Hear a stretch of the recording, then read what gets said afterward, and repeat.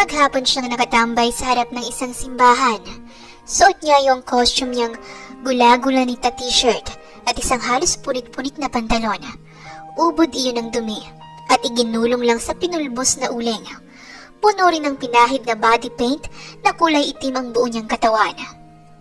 Siya si Leon Braganza, isa sa mga apo ni Mr. Desmond Braganza, panganay na apo sa panganay na anak.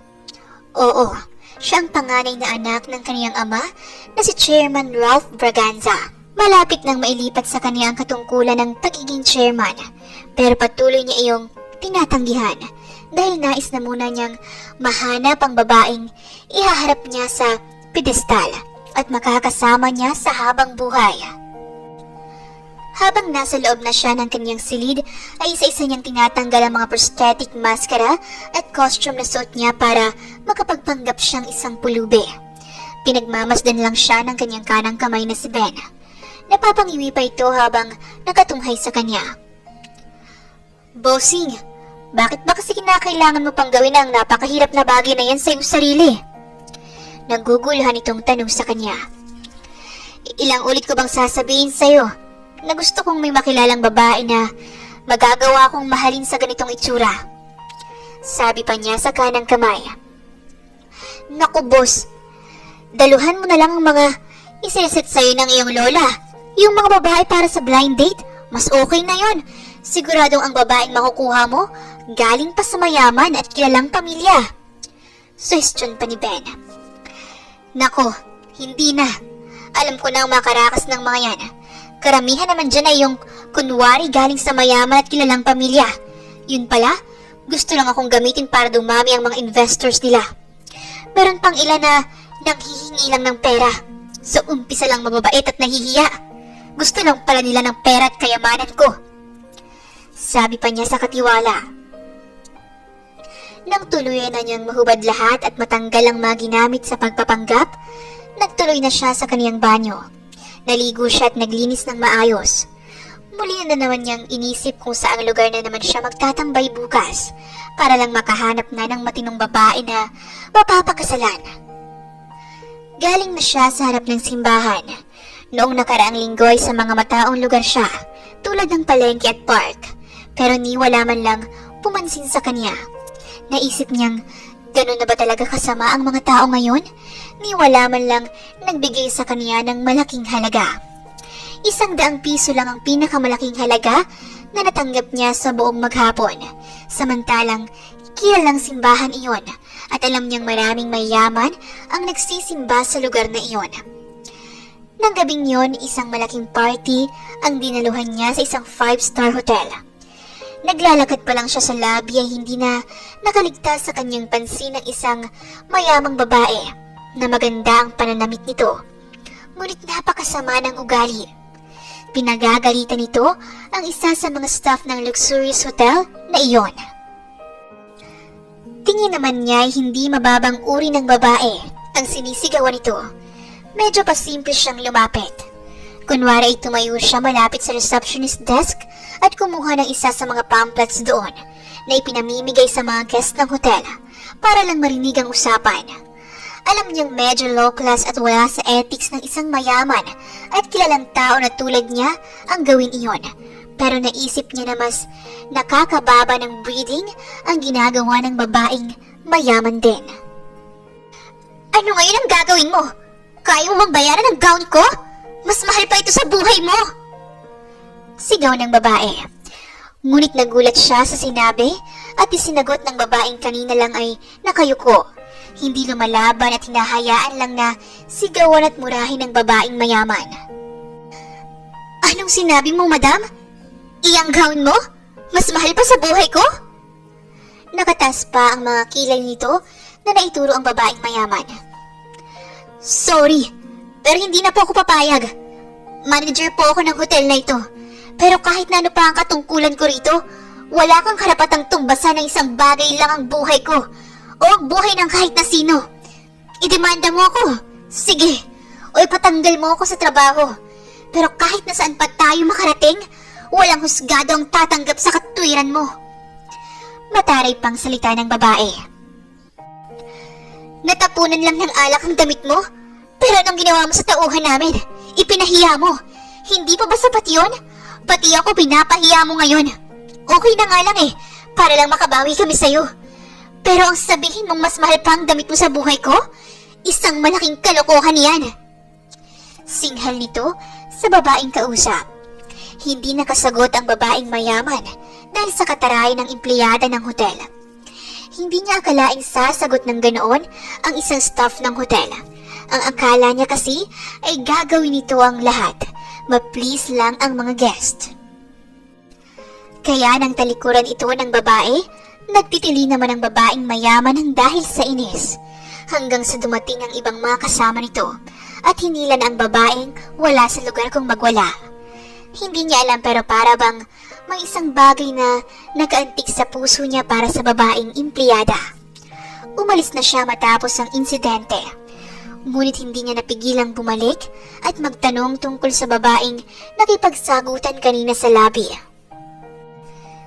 Miss, matanong ko lang, sino ba yung babae kanina? Yung nakipagsagutan sa isa sa mga visitors ng party? Si Ma'am Cassandra. Akala ng babae kanina? Matatakot sa kanya si Ma'am? Mas mataray sa kanya si Ma'am Cassandra. Nagtataray pero nasa lugar. At kahit kailan, hindi nang apak ng tao iyon. Napaka down to earth po niya kahit na anak mayaman din siya. Kaya nga po hanggat siya ang manager namin, kaming maliliit na empleyado rito sa hotel, palagay po ang loob namin. At mas lalo po kaming rumerespeto sa kanya. Ayaw na ayaw ni Ma'am Cassandra na inaapi ang mga maliliit na empleyado para sa kanya. Pantay-pantay ang katayuan ng lahat ng mga tao. Mahirap man o mayaman, may pinag-aralan o wala. Sagot pa ng babaeng receptionist. Napatango na lang siya sa mga sinabi ng babae. At nagbilin siya na wag na sanang ipaalam na nagtanong siya tungkol dito. Isang bagay ang una niyang naisipan. Nakuha naman niya ang pangalan at apelyido ng babaeng manager sa hotel na yon. Pinaimbestigahan niya kaagad ang background nito. Nalaman niya na ito si Cassandra Avrias, unang anak sa yumaong asawa ni Mr. Lorenzo Avrias. Nagkaasawa uli ito ng isa pang babae na ang pangalan ay Doreen at nagkaanak ito ng 3 pang babae. Sa usap-usapang kaniyang nakalap, parati raw iniitsapwera ng mga ito si Cassandra. Patay na kasi ang ina nito, ngunit mas ninais nitong mamuhay ng malaya at mag-isa. Tuwing may reunion ng pamilya nito, doon lang nakikipagkita si Cassandra sa buong angkan at pamilya. Mayaman ang pamilya ng mga ito at kilalang kilala rin sa lipunan. May pangalan na ring iniingatan, ngunit wala namang makahihigit sa pangalan ng angkan nila, lalo na sa pagdating sa negosyo at investment. Matagal nang napagpasyahan ng mga elder na ibigay sa kanya ang pamamahala. Siya kasi sa lahat ng mga CEO ang may pinakamalaking achievements, kaya naman tiwala ang lolo niya at kanyang papa. Pati na lahat ng mga elder na miyembro ng mga shareholders ay walang tutol sa kanya. Kaya lang, abala pa siya sa pagpapanggap at kahahanap ng babaeng nais niyang mapakasalan at makasama habang buhay. Na sa tingin niya ay natagpuan na niya. Ang problema lang niya, kinakailangan pa niyang mahuli at makuha ang loob nito without knowing kung sino talaga siya. Hindi niya maaaring paibigin ang dalaga na nalalaman ang tunay niyang pagkatao. Kailangan niya itong mapaibig bilang isa siyang pulubi. Kaya naman, excited siyang nag-ayos ng umagang iyon. Nakadamit na siya ng kasuotang pangpulubi. Doon siya nagsimulang tumambay sa waiting shed na palaging inuupuan ng dalaga sa tuwing nag-aantay ng bus papasok sa hotel na pinagtatrabahuhan. Bilib siya sa dalaga. Mayaman naman at kung tutuusin ay kaya naman itong bumili ng sariling sasakyan, pero nagtsatsagang mag-abang ng bus. Naroon na siya sa gilid. Nakita na niyang nagmamadali itong naglalakad para mag-antay ng bus. Ginawa na niya ng paraan para magka-traffic sa highway para lang medyo tumagal ang pag-upo ng dalaga sa waiting shed. Minsan pa niyang dinasal sa langit na sana ay umulan upang mas madagdagan ng oras at mapansin sana siya nito. Natuwa siyang medyo nagdilim ang langit. Kaya lang, nang magsimulang bumuhos ang ulan, dumami naman ang tao at tila natabunan na siya. Nagsimula siyang manlimos sa mga tao roon. "Pahingi naman ako ng kaunting pagkain lang." Nilapitan niya ang isa sa mga taong nakatayo roon at sinubukan niyang maghingi. "Ano ba? Umalis ka nga riyan, ang baho mo at ang dumi mo! Nakakadiri! Bakit ba nagkaroon ng tambay na pulubi sa lugar na ito?" Pasinghal na sabi ng babae. "Wala naman akong gagawing masama. Nanglilimos lang ako ng kaunting barya." Sabi pa niya. Basta, lumayo ka!" Singhal pang muli ng babae. May lumapit na isang lalaki at nagtanong. "Bakit? Anong ginagawa sa'yo ng pulubing yan? Binabastos ka ba?" Sambit ng lalaki at tinangka siyang sipain. Dumating ang isang kasama nito at balak pa yata siyang pagtulungan ng mga lalaki. "Ano bang gusto mong pulubi ka? Bakit ka nanggugulo dito?" Tinulak siya nito at napaupo naman siya. "Hindi ako nanggugulo. Nangihingi lang ako ng konting pagkain at barya sa inyo. Huwag mo akong saktan. Kuya, hindi ako lalaban." Sabi niya na nagmamakaawa sa lalaki. Ngunit tinuluyan siya nitong sipain. Nang uunday na sana siya ng suntok nito, isang kamay ang humawak rito. "Manong, ano ka ba? Isang pulubi sasaktan mo?"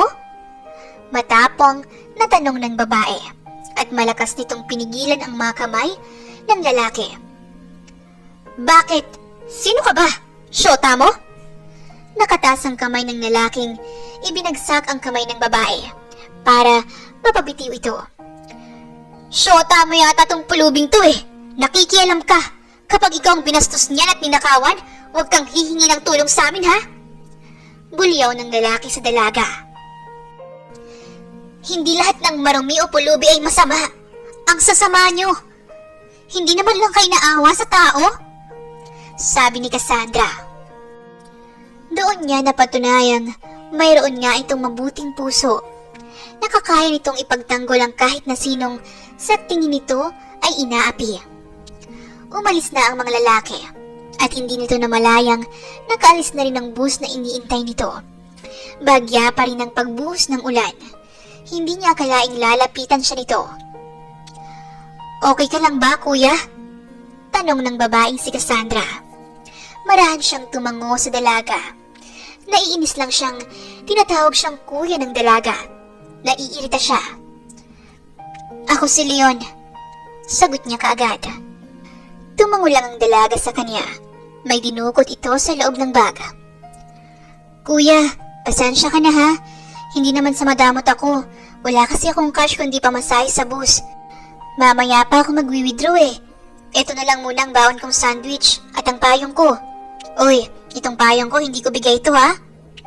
Biglang sambit nito sa kanya. Nagulat naman siya at gusto niyang matawa.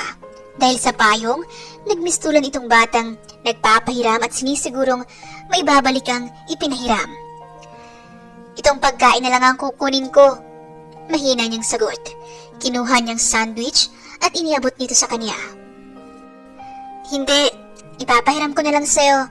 Siguro naman mamaya nandito ka pa. Hintayin mo ako rito. Dito rin ako bababa mamayang pag-uwi ko." Tumingin ito sa suot na wristwatch. "Mga 7 PM siguro. Nandito na ako. Kukunin ko ulit ang payong ko. Tapos, ibibili na lang kita ng bago. Bibigyan din kita ng pera para may pambili ka ng pagkain." Saad pa nito sa kanya. Talaga? Gusto niyang matawa, pero pinigilan lang niya. Nagpanggap siyang nahihiya at nagpapaawa pa. "Oo, mukha ba akong sinungaling? Sige na, nandiyan na kasi yung bus. Intayin mo ako ha. Diyan ka lang, kasi umuulan, baka magkasakit ka." Iniwan ng babaeng isang malapad na ngiti mula sa mga labi nito. Sinundan pa niya ng tingin ng papalayong bus na sinasakyan ni Cassandra. Napakalaki ng pagkakangiti niya sa kaniyang mga labi habang nakaupo doon sa waiting shed at nakasandal na tila ba walang problemang iniisip. Masayang-masaya siya sa sinabi ng dalaga. Hindi siya nagkamali. Alam niyang tutulungan siya nito. Ramdam niya kasi kanina pa ito nakatingin habang hinahablot ng lalaki ang suot niyang marumi at punit-punit na t-shirt. Napatingala pa siya sa langit nang makita niyang pagsilip ng haring araw at kinakagat ang sandwich. Sarap na sarap siyang ginunguya ang pagkain. Alam niyang si Cassandra ang gumawa. Hindi niya akalaing makakakilala pa pala siya ng isang pambihirang babae. Akala niya sa mga palabas lang at teledrama ang ganong katangian ng isang babae. Akala niya lahat ng babae ay maluho at mukhang pera. Kahit na nga iba't ibang babae ang nakakasama na niya dati. Mayaman ang mga ito kaya parating nagpapabili. Pero ang isang ito na nakilala niya ng hindi sinasadya, natatawa siya. Minsan okay rin pala ang maging usisero. May nakikita at natutuklasan ka na hindi pangkaraniwan. Medyo matagal ang oras na lumipas. Umaga hanggang gabi, naroon lang siyang nakaupo. Nahiga at bumangon lang ang ginagawa niya. Ang saya-saya niyang nag-iintay lang sa pag-uwi ng dalaga. Siyempre, alam niyang lahat ng kilos nito. May mga tauhan na siyang nakamatsyag sa dalaga para masiguro na rin ang kaligtasan nito. Ang lugar na yun pala ay napapaligiran ng iba't ibang klaseng resto bar at mga club kung saan naglipanan na ang mga lasing na mga kalalakihan. Nakaupo lang siya sa may malaking puno ng balete sa gilid ng daan. Nakatakip pa sa mukha niyang isang lumang sombrero na mukha talagang galing sa basura. Pero ang hindi alam ng marami ay vintage cup iyon na nagkakahalaga ng milyones. Nakita na niya ang pagbaba ng dalagang kanina pa niya iniintay. Bumaba ito at nagpapalinga-linga. Napangisi siya at nakadama ng tuwa dahil naiisip niyang tinutupad talaga nito ang pangako. Kaya lang, dalawang lalaking mga lasing ang lumapit sa dalaga. "Hey, miss, halika, samahan mo naman kami. Nawawala kasi kami. Kailangan namin ng tulong." Mukhang maayos naman manamit ang mga lalaking yon. Ngunit nakadama ng takot si Cassandra sa mga ito. Napaatras ito at nagtangkang tumakbo. "Hoy! Ba't tatakbuhan pa tayo? Habulin mo nga!" Sambit nito habang tinuturo pa ang dalaga. Naabulta nila si Cassandra at nahablot ang shoulder bag nito. "Ano ba? Bastos! Wala akong perang ibibigay sa inyo. Ang sasama nyo. Inuubos nyo lang ang mga pera nyo sa alak. Tapos manghihingi kayo? Palagi nyo lang ginagawa yan." Sigaw ng babae habang nagpupumiglas. "Wala namang tutulong sa'yo rito. May mga kasama pa kami sa loob. Wala na kaming pang-upa ng babae. Ikaw na lang muna," sabi pa ng isang lalaki. Nagpumiglas naman si Cassandra at itinulak muli ang lalaki. Ngunit may dalawang lalaki pang lumapit, kaya naman hindi na siya nagpatumpik-tumpik pa at hinablot na niya ang isa sa mga lalaki. Nasapak niya ito, ngunit nasapak din siya ng isa pang lalaki hanggang sa pinagtulungan na siya ng mga itong bugbugin. Hindi naman siya gaanong nanlaban. Mas nais nga niyang mabugbog siya ng mga ito sa harap ni Cassandra. "Mga walang iya kayo! Ang sasama ninyo! Masahol pa kayo sa hayop!" Sambit ng dalaga habang awang-awa sa kanya dahil sa pinagtulungan siya ng mga ito. Maya-maya pa ay nakarinig ang mga ito ng tunog ng sirena ng sasakyan ng mga pulis. Ilang saglit pa ay huminto ang mga yon sa harap nila, ngunit nakawala na ang mga lalaki. Mabilis na nagsitakbuhan ang mga yon nang marinig ang paparating na mga pulis. "Okay lang ba kayo?" tanong ng isang pulis. "Hindi po, sir. Kailangan pong magamot ng lalaking ito. Tulungan niyo po kaming madala ko siya sa ospital." Nakikiusap na salita ng dalaga sa mga pulis. Nag-aatubili pa sana ang mga ito dahil sa nakitang isa lang siyang pulubi. "Sige, isakay na natin siya." Mabilis namang sumakay sa loob ng sasakyan. Todo-todo ang pag-alalay ng dalaga sa kanya. Nang matapos siyang gamutin at maresetahan ng mga gamot, ay agad din silang lumabas ng ospital. Biniling lahat ni Cassandra ang mga gamot na inireseta sa kanya ng mga doktor. Pagkalabas nila ay naglalakad sila. Malapit na kasi ang building ng apartment na tinitirhan ni Cassandra sa ospital. Nahihiya siya at napapakamot sa kanyang batok. Kumalam kasi ang sikmura niya. Nakalimutan niyang kumain sa kakaintay sa dalaga.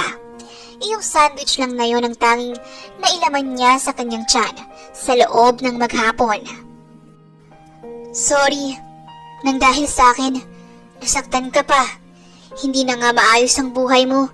Napahama ka pa dahil sa pagtulong mo sa akin. Mahinang sabi ng dalaga.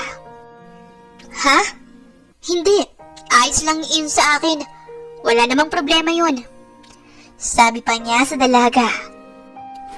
Nang araw na yon, hindi naman siya gaanong naglagay ng prosthetic sa kaniyang muka.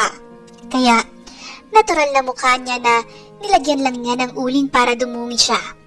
Iyong ipin niya ay nilagyan niya ng itim-itim para kunwari ay sira-sira. Tatalikod na sana siya para umalis nang maalala niya ang payong na ibinigay nito sa kanya.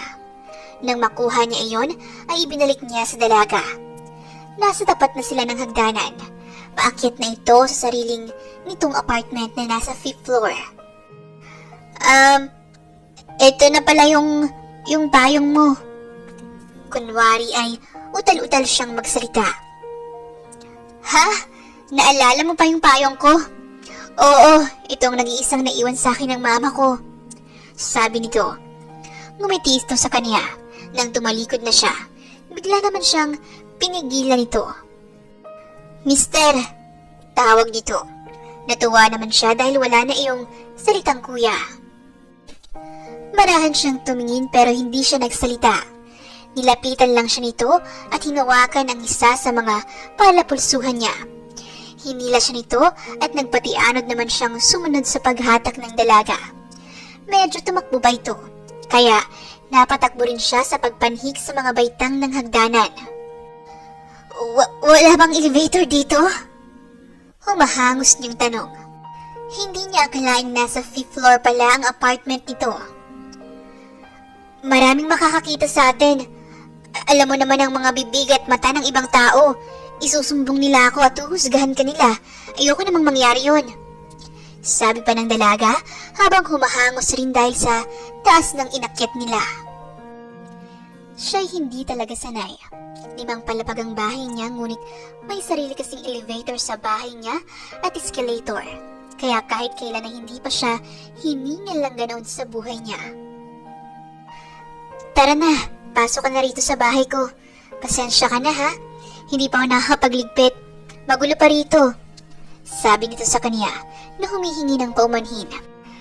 Tila ba isang kilalang tao ang naging bisita nito. Bakit ka humihingi ng paumanhin? Pulubi lang naman ako. Tinulungan at pinatuloy mo rito sa bahay mo. Kahit na anong itsura ng bahay, magre-reklamo pa ba ako? Ako ngang walang bahay. Medyo pinauutal pa niya ang salita niya. Pulubi lang? Pulubi ka na nga, nilagyan mo pa ng lang. Sagot nito. Napatingin naman siya sa dalagang nakatalikod sa kanya. Una nitong nilapitan ng fridge at kumuha ng pitsil. Sinalinan ang 2 baso at inabot sa kanya ang isa. Habang umiinom ito ng tubig ay napapatingin naman siya sa dalaga. Napapalunok muna siya ng sarili niyang laway at nang pagbaba ng tingin niya, pilit niyang uwinaksi iyon. Ayaw niyang maging basto sa dalaga. Ayaw niyang mag-take advantage sa kadahilanang mabuti at inosente ito. Hindi man lang ito nagdalawang isip o nag-alala na baka mapagsamantalahan. Napakabuti ng puso nito. Kaya naman nais niyang gantihan iyon ng kabutihan kahit man lang sa pag-iwas ng masamang isipin. Bakit? Nagulat siya nang biglang magtanong ang dalaga. Ha? Bakit ayaw mo pang uminom ng tubig?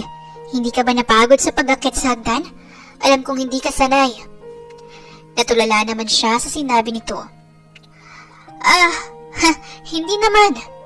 Nainom niya tuloy ang tubig sa baso ng mabilis. Di ba kasi pinagbabawalan naman kayong pumasok sa mga mall at iba pang establishments? Ang mga beggar na tulad mo hanggang sa pintuan lang. Nakakaawa, sabi ni Cassandra. Napatingin naman siya sa dalaga at naisipan niyang magtanong. Nakakaawa lang ba kami o nakakadiri din? Kasi maraming nandidiri sa amin kaysa ang naawa. Kasi kung maraming naawa, bakit kakaunti ang nagbibigay? Oo, tama ka. Pero hindi naman pandidiri iyon. May kahalo ring panghuhusga. Akala kasi ng marami, porke pulube masamang tao na. Porke mahirap gumagawa na kaagad ng masama. Pero ako, baliktad ang paniniwala ko. Mas madalas kasi yung mga taong magandang mga suot, yun pa yung masama ang mga isip.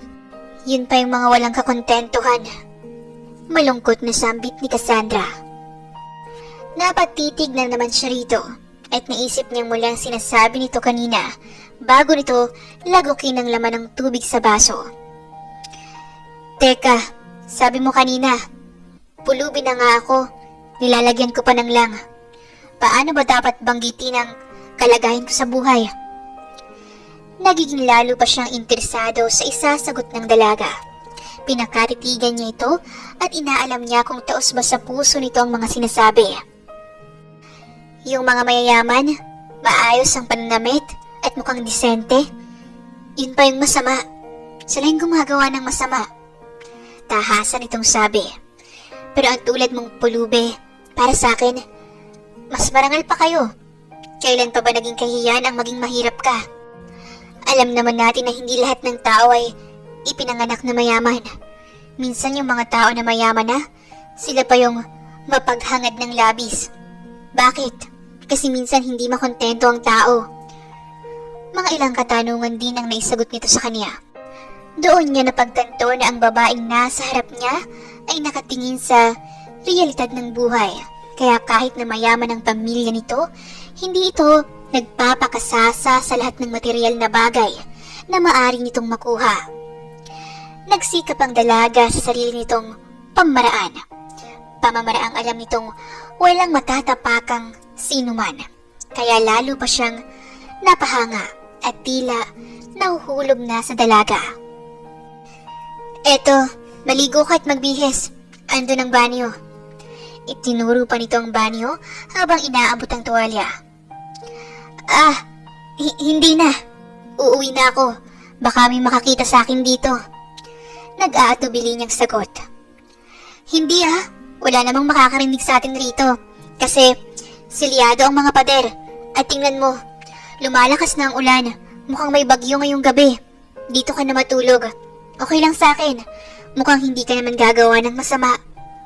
Salita pa nito na nagpapakita na talaga ng malaking pagtitiwala sa kanya. Halos may 1 oras siyang naligo. Sinulit na niya dahil sa totoo lang ay init na siya sa kaniyang sitwasyon.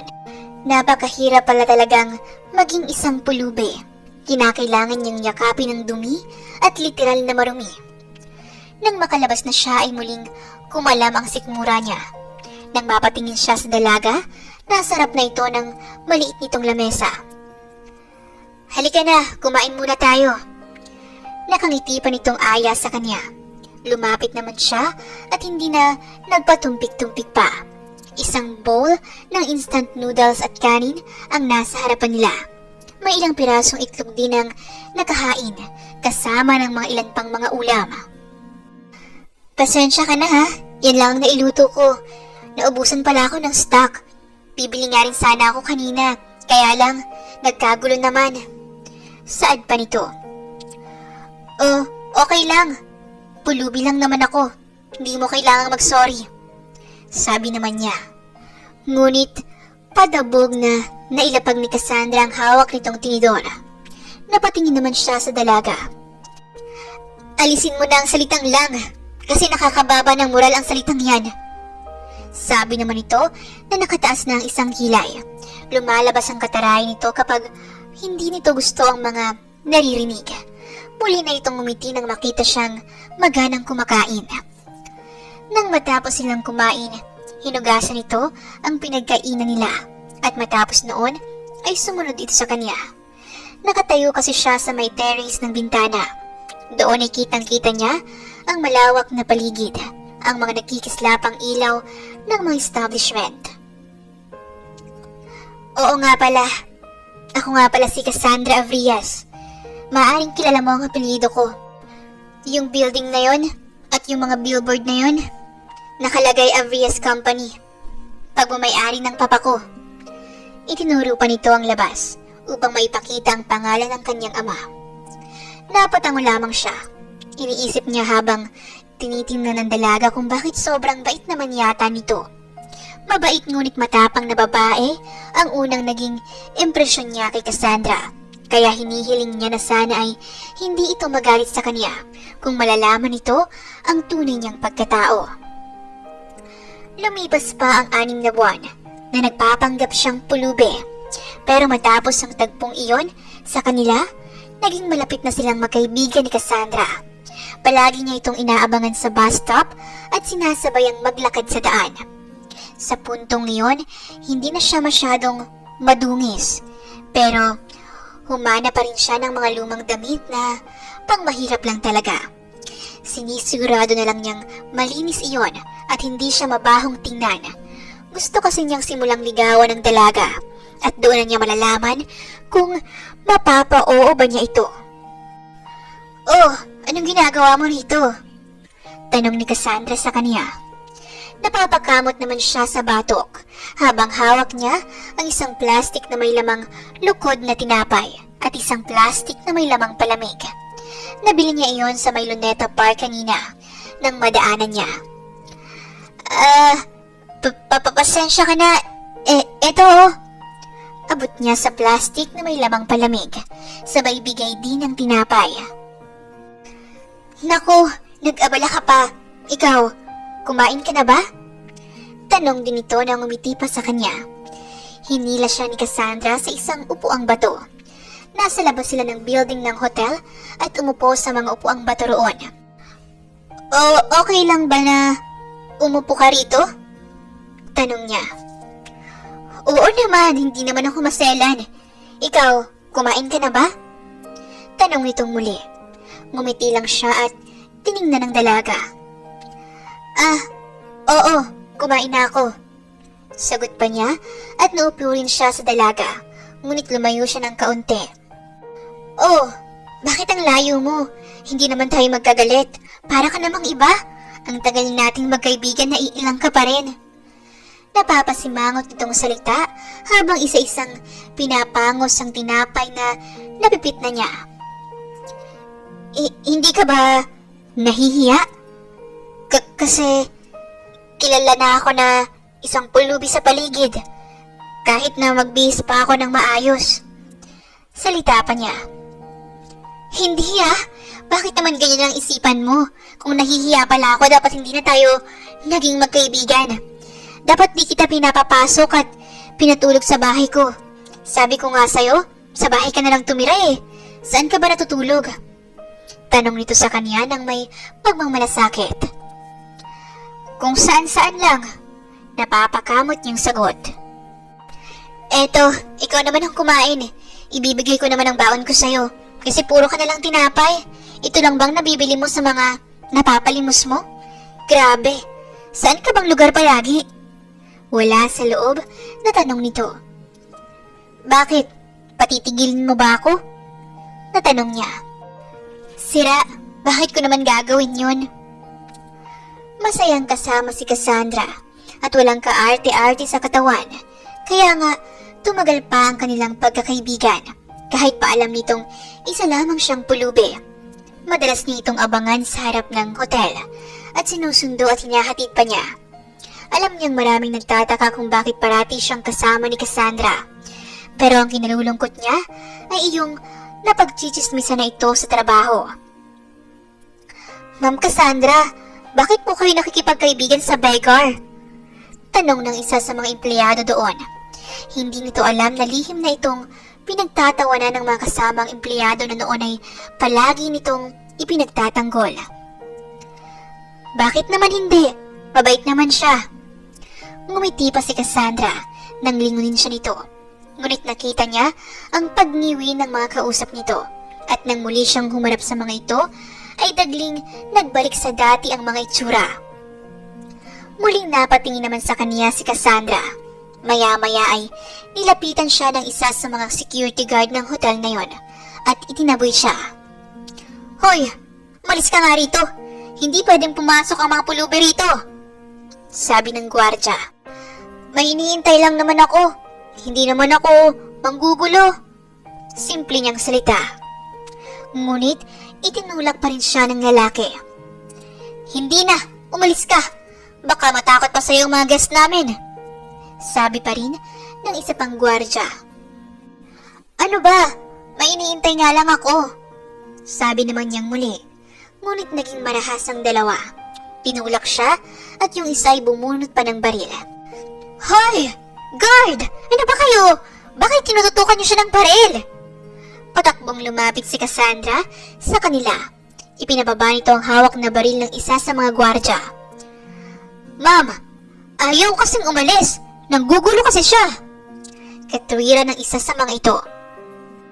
"Shut up! Nakita ko ang pangyayari. Masama bang mag-antay siya sa loob o kahit na dyan lang sa bukana ng pintuan ng hotel? Hindi ko na kaya ang ganyang klaseng diskriminasyon na ginagawa niyo.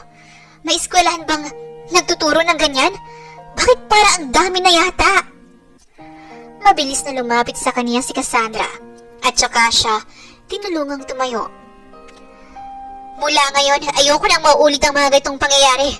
Walang batas ang hotel na ito o kahit saan pang hotel na ipinagbabawal ang mga ganitong tao. Okay? Malinaw ba?" Git pang tanong ni Cassandra. "Ma'am, paano naman ang mga guest ng hotel natin? Matatakot sila sa mga ganyang klaseng tao at makikita kami ng mga mas mataas ang katungkulan sa inyo na pinapayagan ng pulubing tulad niyan dito. Mapapagalitan kami. Mas mahalaga ba ang pulubing yan kaysa sa trabaho niyo at posisyon?" "Mas mahalaga sa akin ang isang tao at pagpapakatao kaysa ano pa mang posisyon. Wala namang batas na matatanggal ka kapag nagmalasakit ka sa taong mas mababa ang katayuan sa'yo. Hindi pa man tumataas ang posisyon mo, hindi ka na marunong lumingon sa mas mababa sa'yo. Tingin mo, may chance ka pang ma-promote?" Nakataas ang kilay na salita ni Cassandra. Hinila siya nito at inalayan patungo sa isang restaurant ng hotel. Pinaupo siya nito sa isa sa mga table na walang tao. Ito pa mismo ang naghila ng upuan upang makaupo siya. Sa puntong iyon, lalo pang lumaki ang paghanga niya sa dalaga. Nakikita niyang magiging mabuti itong asawa sa kanya. Kaya lang, hindi niya alam na kung aayain niya itong pakasalan siya, papayag naman kaya ito? Isang bagay na nagpapakaba sa kanya. Nanlalamig ang mga kamay niya. Kinakabahan siya. Pero gusto na niya itong tanungin kung papayag itong magpakasal sa kanya. Maya-maya pa ay lumapit ang waiter at nag-order ito para sa kanya ng maiinom. Dahil may ilang buwan na rin silang parating magkasama sa apartment nito, alam na nito ang mga gusto niya. Hindi niya alam kung ano ang tingin sa kanya nito, kung kaibigan lang o kaya ba siya nitong ituring na kasintahan. Ngunit nagulat silang pareho nang may mga taong tumayo sa harapan nila. Dalawang babae na halos kaidaran nito at may mga kasamang lalaki. Iyong isa nakakapit pa sa braso ng isang lalaki. Well, nandito ka lang pala ate, sabi ng isa. Tinapunan siya nito ng tingin mula ulo hanggang paa. Tapos ay muling bumaling sa dalaga na tinawag nitong ate. Oh, bakit nandito kayo? Di ba sabi ko wala akong time sa sinasabing dinner na yan? Sabi ni Cassandra sa mga nakatayo sa harapan nila. Pero sa pulubing yan, meron kang time na makipag-date? Bulalas naman ng isa pang babae. Yung mga kasama nilang mga lalaki, gusto na niyang sapakin na lang, pailalim kasi kung tumingin. Wala na kayong pakialam, kasi mas matinupang kausapin itong taong ito na nasa harapan ko, kaysa sa inyong mga kapatid ko. At yung nanay ninyo, pagsabihan niyo na wag akong ibinabenta sa kung kani-kaninong taong kakilala niya. Matapang na salita ni Cassandra. Nainis si Cassandra at tumayo na lang ito bigla. Tara na nga Leon, umalis na tayo. Masama ang tanawin sa lugar na ito, sabi pa ni Cassandra. Ate, manager ka sa hotel na ito. Tapos ang palagi mo kasama ay isang pulubi? Ang dami nang nagsusumbong kay Papa. Kaya nga't inihahanap ka ng mama namin ng ipapakasal sa'yo nang magkanobyo ka na at hindi na uubos ang oras mo sa isang pulubi. Shut up! Wala na ako sa poder ni Papa. Matagal na. Nabubuhay ako sa sarili kong pawis at hindi ako umaasa ng kahit na ano sa inyo. Oh, paano na lang kung matanggal ka sa trabaho nang dahil sa pulubing yan? Mabubuhay ka ba ng pakikipagkaibigan mo sa kanya? Tanong ni Linda, pangarin ng papa niya sa ikalawang asawa. Oo nga naman Ate Cassandra, nag-report na kay Daddy ang head ng hotel at pinapa-warningan ka na. Ang dami mo na kasing ginagawang hindi nila gusto. Nang away ka ng VIP na guest nang dahil sa pagtatanggol sa isang mababang employee. Ngayon naman, guard, nang dahil sa isang pulubi? Naiiling na sabi pa nito. Pinukol naman siya ng mga ito ng mapanuri at mapanghusgang mga tingin. Umalis na nga kayo. Yun na lang ang nasagot ni Cassandra. Ate, are you a beggar's wife? Kasi daig mo pa ang asawa sa pagtatanggol sa kanya. Yes, I'm a beggar's wife. Kung yan lang ang paraan para tigilan ninyo ako sa pangrereto sa akin sa mga lalaking mayayaman, para lumaki ang impluwensya ninyo sa lipunan, mas gugustuhin ko pang magpakasal sa kanya. Invited kayo, ha? Sabay talikod nila sa mga ito. Mabilis silang lumakad palayo at tuluyan na ngang nilisan ang hotel. Naglalakad lang sila sa kahabaan ng highway. Hawak nito ang isang kamay niya at hindi binibitawan. Napapangiti tuloy siya at pakiramdam niya nanalo siya sa loto. Nasabi nga niya sa kanyang sarili na ito na ang babaeng ihaharap niya sa altar at makakasama niya sa kaniyang buhay. Bigla na lang itong napahinto at napabitiw sa kaniyang kamay. I'm so sorry. Alam mo, hindi ko naman sinasadyang gawin yon. Sorry talaga. Ayoko sanang magalit ka sa mga sinabi ko kanina. Sorry kung ginamit kita. Sorry kung nasaktan kita. Naluluhang salita ni Cassandra. Napatingin siya sa ibang direksyon. Gusto na niyang maiyak. Sobra naman ang babaeng ito, naisip niya. Hindi niya akalaing manghihingi pa rin ng tawad sa mga nangyari kanina. Ba't ka nagsusorry? Kasi ginamit kita sa isang kasinungalingan. Sorry, alam kong kawalan ng manners yon. Hindi kita dapat dinamay sa gulo ng buhay ko. Naiiyak na pinunasan nito ang butil-butil na likido sa gilid ng mga mata.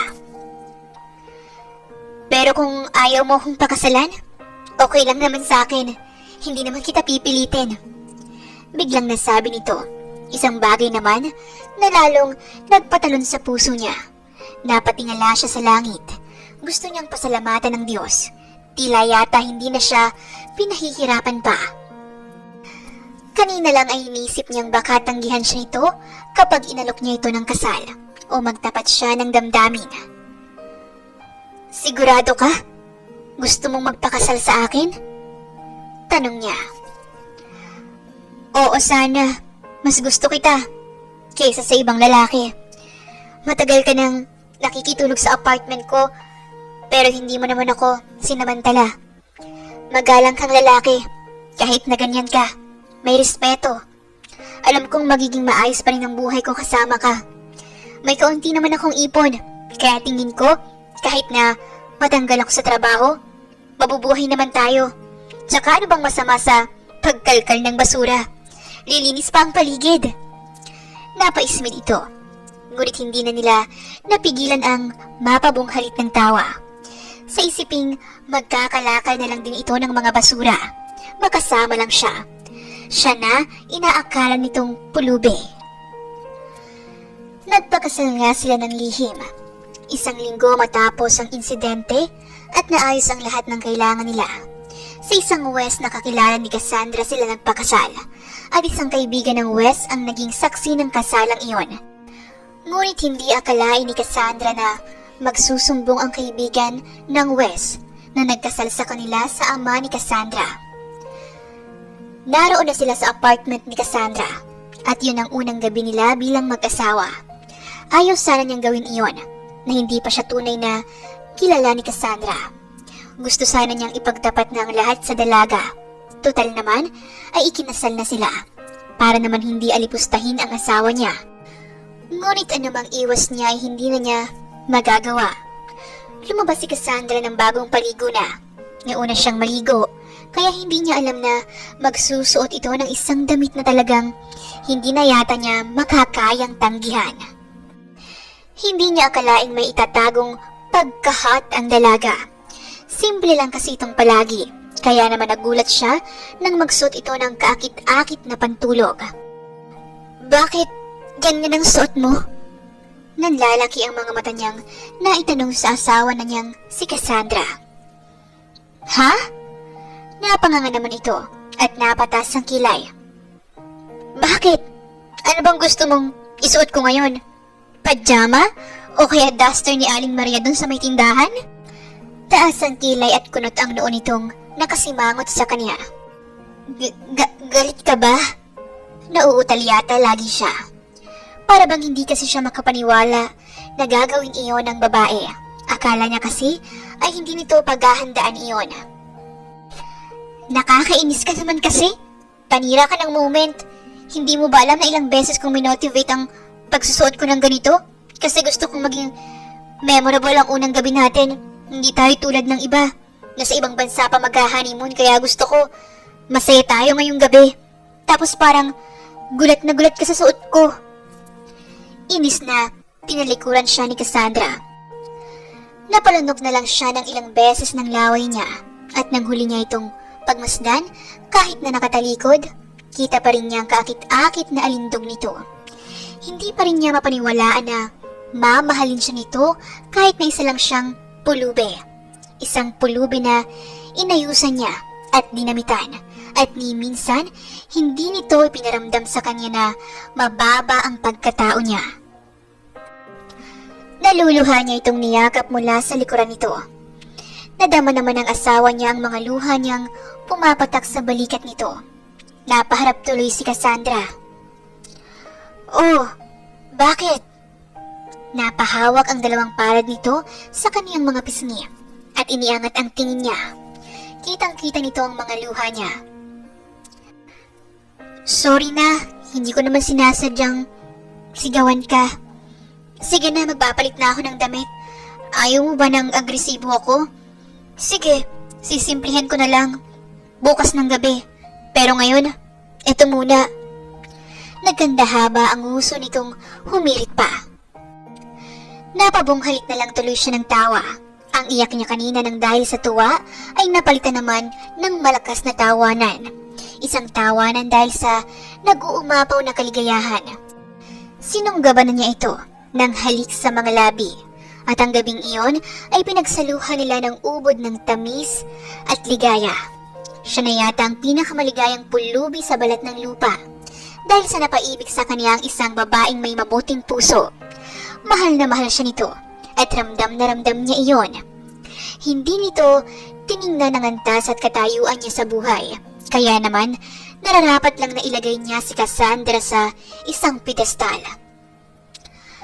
Alam mo, love, ikaw ang babaeng higit pa sa mga babaeng tingin nila ay higit sila sa'yo. At ang palad ko na maging asawa mo. Sabi niya, ngunit hindi na iyon inalintana pa ni Cassandra. Ako ang pinakamaligayang beggar's wife. Nakangiti nitong sabi sa kanya at lalo pang humigpit ang katawan nito sa pagkakayakap sa kanya. Hindi ka ba nagsisisi na isang pulubi ang pinakasalan mo? Hindi kahit nakatiting. Kahit na ano pang itsura mo at ano pang katayuan mo. Minahal natin ang isa't isa na puno ng respeto. Sa iba siguro isa itong kalokohan. Kalokohan kung masama ka namang tao. Pero ilang ulit ko namang napatunay na mabuti ka at mapagkakatiwalaan. Sabi pa ni Cassandra. Isang bagay na Ikinatakot naman niya. Paano kung malaman ito ang tunay niyang pagkatao? Paano kung malaman ito na isa siyang mayaman at nagpapanggap lang na pulubi? Kinabukasan, bigla na lang bumukas ang pintuan nila sa kanilang apartment. Magkayakap pa silang natutulog. Napabangon sila dahil sa pagpasok ng mga tao sa loob ng bahay nila. "Sino kayo?" tanong ni Cassandra. "Sino kayo?" tanong din niya. Napayakap sila sa isa't isa. "Ikaw, sino kang pulubi ka para yakapin ng ganyan ang anak ko?" Dumadagundong ang boses ng ama ni Cassandra na si Mr. Lorenzo Avrias. "Papa, bakit pa kayo naririto?" tanong ni Cassandra. "Para kunin ka sa pulubing yan. Ang lakas ng loob mong kunin ang anak ko ng ganon-ganon na lang?" "Papa, kinasal na kami at may nangyari na rin sa amin," sabi pa ng dalaga. "Tumahimik ka." Sabay kumpas nito sa mga tauhan. Naglapitan naman ang mga tauhan nito at tinutukan ng baril si Leon. "Pa! Wag! Sasama na lang ako! Huwag niyong saktan ang asawa ko!" Mabilis na hinablot ng ama nito si Cassandra. Hindi man lang siya pinagsalita ng mga ito. "Cassandra, hintayin mo ko. Babauwiin kita!" Sigaw niya habang tumatakbo at hinahabol ang sasakyang pinaglulanan ng kaniyang asawa. Pagkaalis pa lang ng mga ito ay agad na siyang tumawag sa mga tauhan niya na sundan ang sasakyan ng mga ito. Lingid sa kaalaman ni Cassandra, naroon lamang ang tauhan niya sa paligid. Umalis na rin siya kaagad at bumalik sa kaniyang mansyon. Inuwi siya sa mansyon nila ng kaniyang papa. Umiiyak man siya dahil ayaw niyang malayo kay Leon na asawa na niya. Wala siyang magawa kundi ang sumama. Ayaw niyang patayin ng kaniyang papa si Leon o saktan man lang. "Papa, wag niyong sasaktan si Leon. Wala siyang kakayahang labanan kayo. Isa lang siyang simpleng tao." Sigaw niya sa kaniyang papa at sa lahat ng mga taong naroon. Naroon ang kanyang stepmom at mga kapatid sa ama, maging ang mga lalaking nobyo ng mga ito.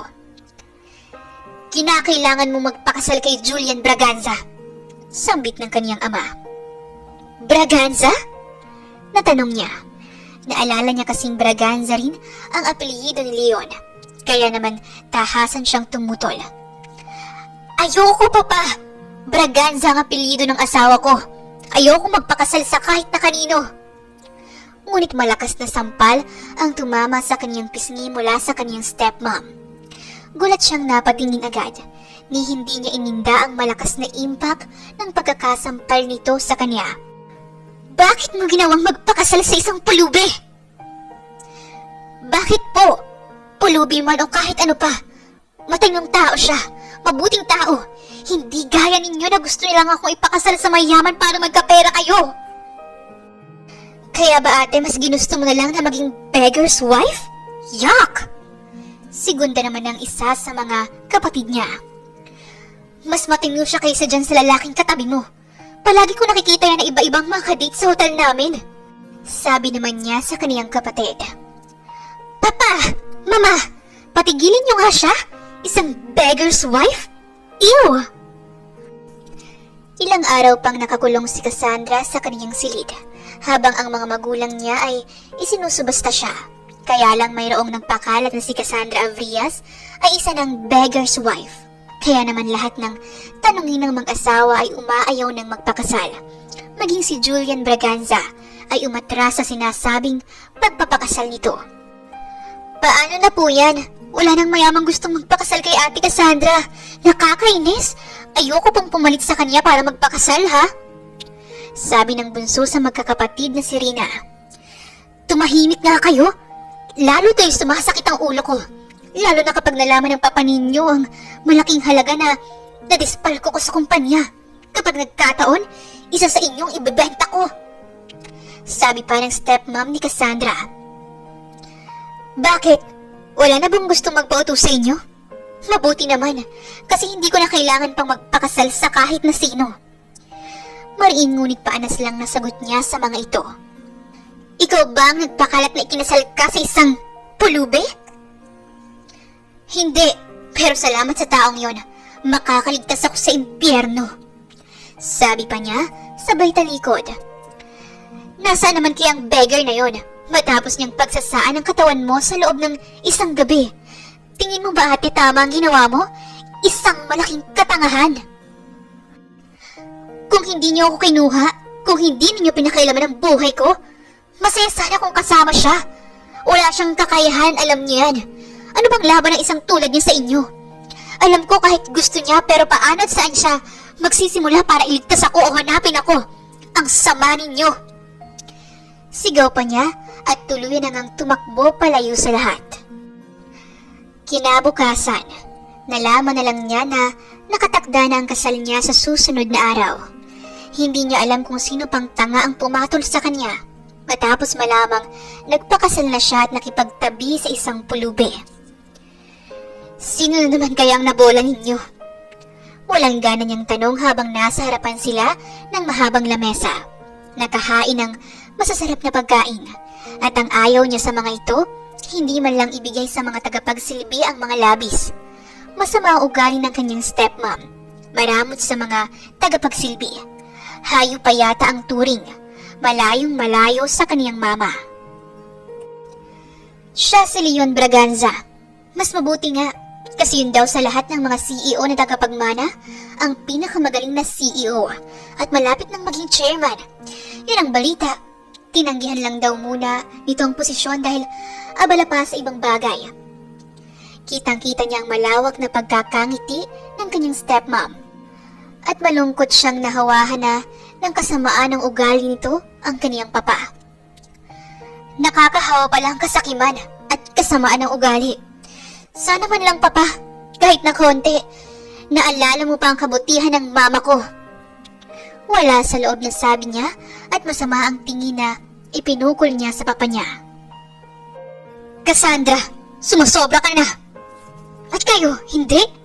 Sinong amang ipagbibili ang sariling anak sa isang mayamang hindi ninyo kilala? Galit niyang wika. Bagamat dumarata lang sakit sa kaniyang puso, ayaw sana niyang napagsasalitaan ang kaniyang ama. At sinong gusto mong makasama? Iyong pulubi? Pabagsak na binitawan ni Mr. Lorenzo ang kutsara at tinidor na hawak nito. Umalis ka na lang sa harapan ko!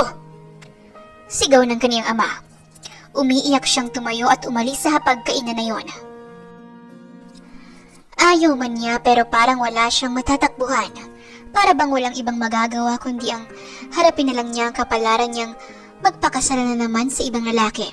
At nakakatawa pa nun sa isang Leon Braganza na naman siya ikakasal. Halos hindi matigil ang paglandas ang mga likido sa kaniyang mga mata. Kung noong una siyang kinasal, tuwang-tuwa siya at nag-uumapaw sa saya ang puso niya.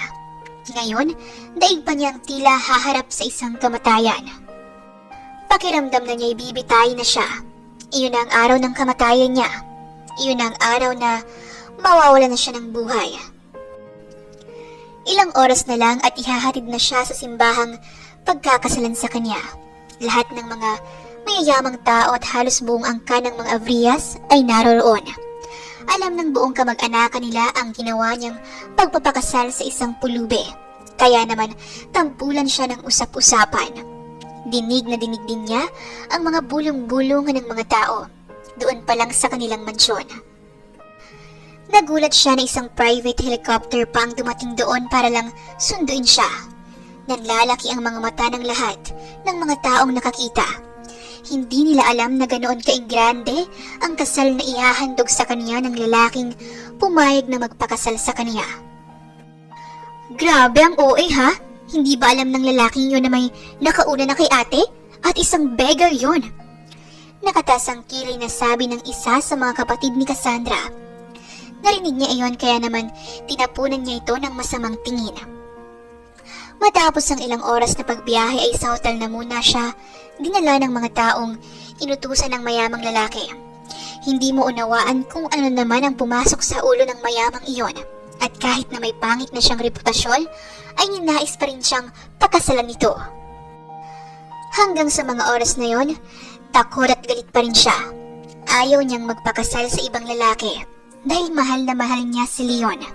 Kahit pa sabihing isa itong pulube. Kaya lang, pinagbantaan siya ng kanyang ama at stepmom na papatayin nila si Leon na asawa niya kapag hindi niya itinuloy ang pagpapakasal sa mayamang Braganza.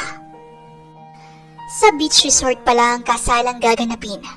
Iyon ang naaalala niyang pangarap nila ni Leon, ang beach wedding. Hindi niya akalaing ibang Leon pala ang magtutupad ng pangarap na iyon. Pero ano pang saysay, wala na rin namang halaga ang lahat para sa kanya. Ang bilis ng mga pangyayari. Lahat ng bisita ay mabilis na nadala sa lugar na yun. Nagulat siyang pati mga kasamahan niya sa hotel ay naroon. Nakaupo rin ang lahat ng mga kamag-anak niya. May mga taong hindi niya pakilala na sa tingin niya ay mga magulang ng lalaking makakasalan niya. Ngunit napahinto siya sa paglalakad sa pulang carpet nang may makilala siyang grupo ng mga kalalakihang nakaupo rin sa isang row ng mga upuan para sa mga bisita. Nagtataka siya at napakunot ang noo niya. Muli niyang nilingon ang paningin niya sa mga ito. Napahinto siya at binalikan na ang row na yon. Napatingin tuloy ang lahat kung bakit siya huminto. "Kilala ko kayo. Hindi ba masasamang tao kayo?" Tanong niya sa 5 lalaking naroon. "Po, baka kamukha lang namin. Ngayon ka lang namin nakita," sabi ng mga ito at halos hindi makatingin sa kanya. Nagpatuloy na siya sa paglalakad hanggang sa makarating siya sa unahan kung saan naroon ang magkakasal sa kanila. Nanlaki ang mga mata niya nang makilala niya ang magkakasal sa kanila. Kunot ang noo niyang tiningnan ng mabuti ang judge, ngunit umiwas ito ng tingin sa kanya. Napapabali siya ng leeg niya at bahagyang iginalaw ang ulo niya.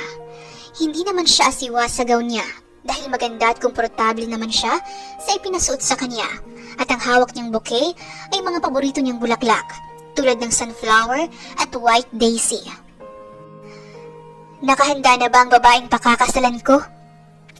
Tanong ng isang boses sa likuran. Grand entrance itong dumating doon, kaya lang nakasuot siya ng kasuotan niyang pangpulube. Napalingon ang lahat sa lalaking nagsalita. Nakilala pa siya ng papa ni Cassandra at tinangka nitong tumayo at salubungin si Leon.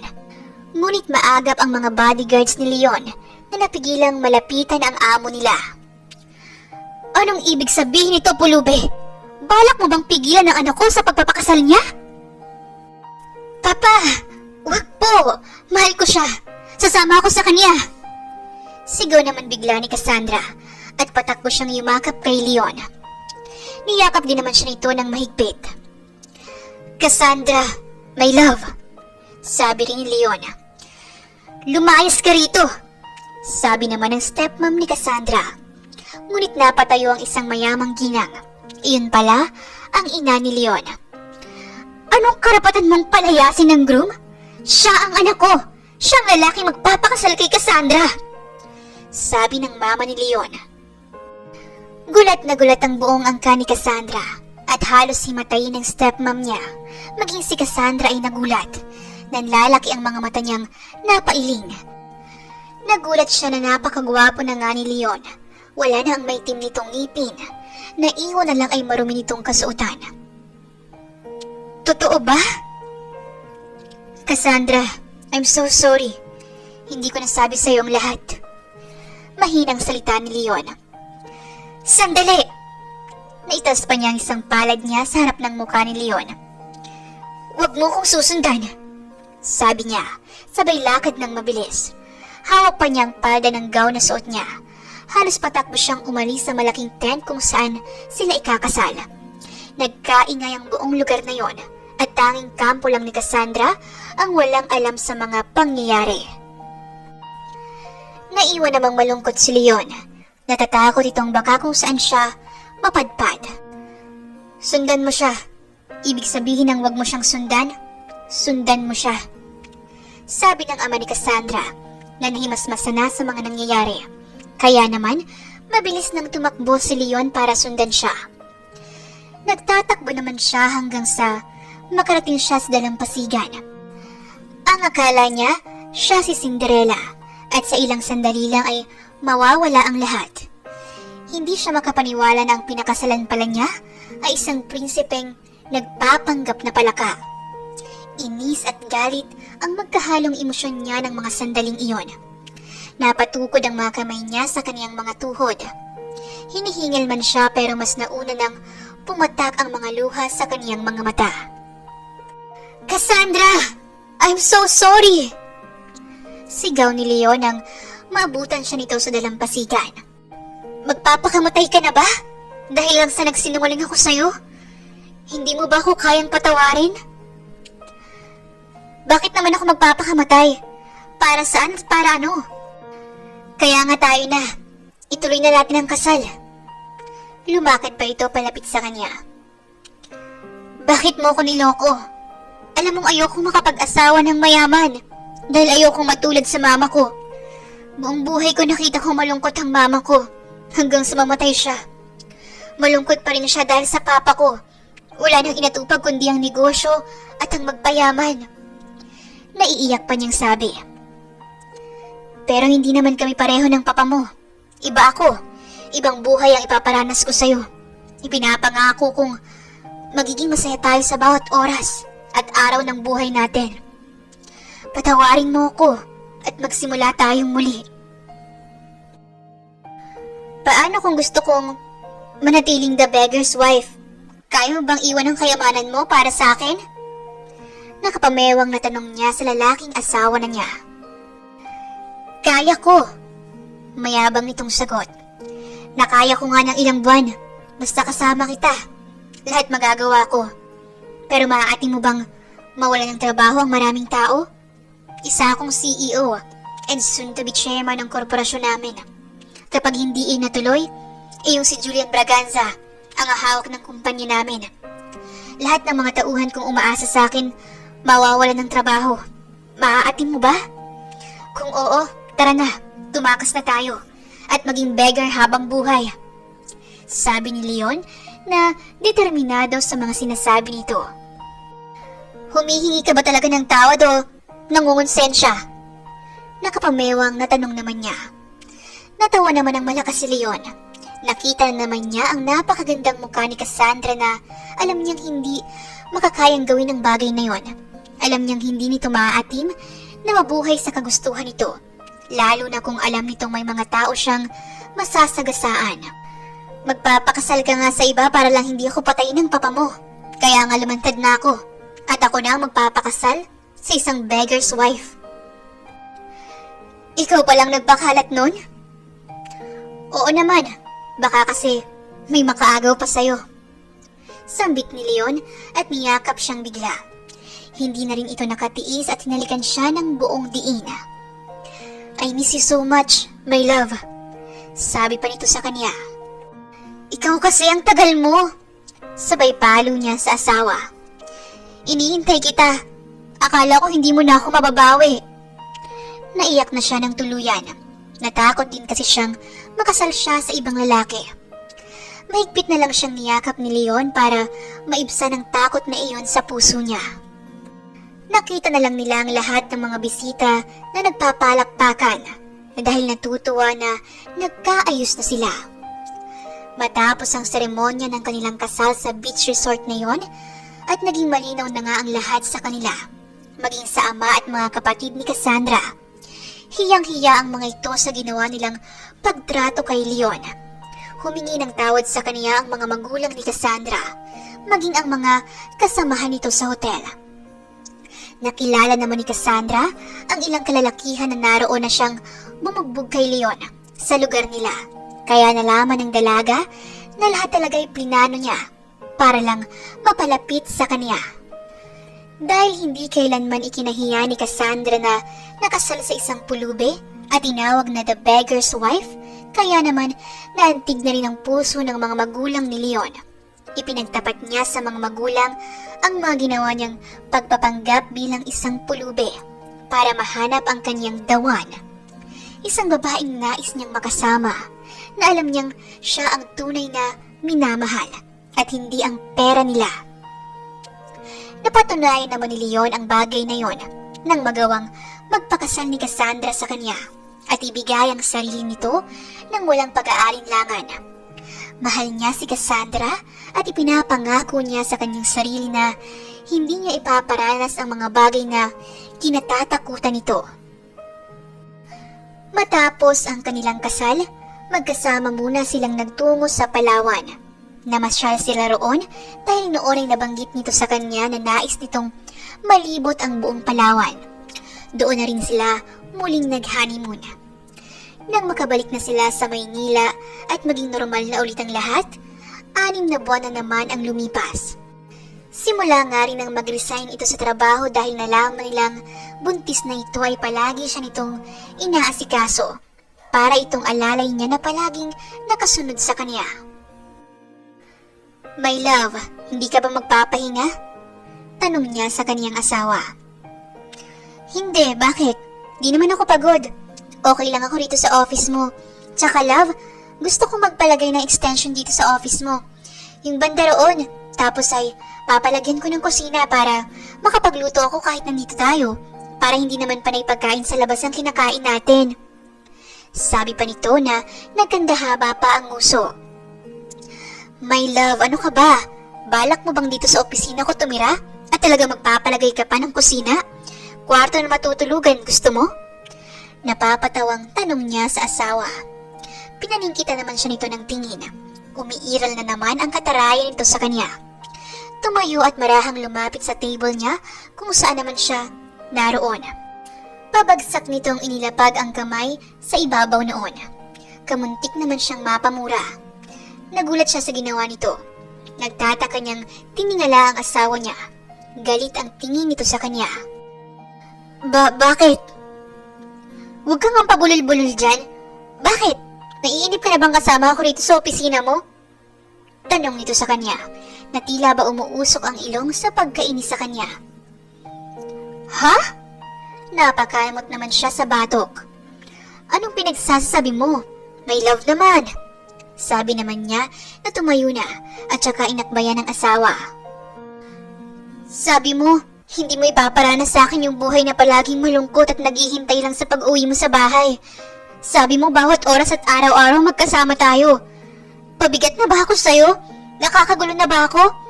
Sige, aalis na ako. Inalis nito ang mga kamay niyang nakakbay sa mga balikat nito at tumalikod na. Lumabas ng opisina, ngunit maya-maya ay nagbalik. Huwag mo akong susundan. Singhal pa nito sa kanya. Natatawa naman siyang lumakad patungo sa pinagsasabitan ng jacket niya at kinuha iyon. Kinuha na rin niya ang blazer ni Cassandra. Nangingiting lumabas upang sundan ang asawa niyang nagmamaktol na naman.